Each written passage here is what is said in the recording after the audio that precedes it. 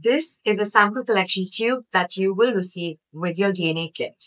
Let me show you how to collect a sample. Before that, points to remember before doing your test. First, do not consume any alcohol 24 hours prior to the test. Second, no smoking 12 hours prior to the test.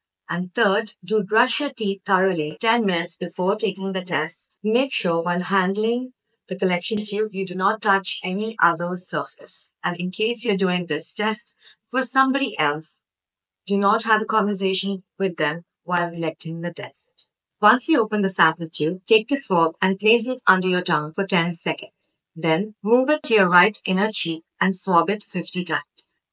Repeat the process on the left inner cheek. Once that is done, place it back in the tube and push it down tightly. Let me show you how.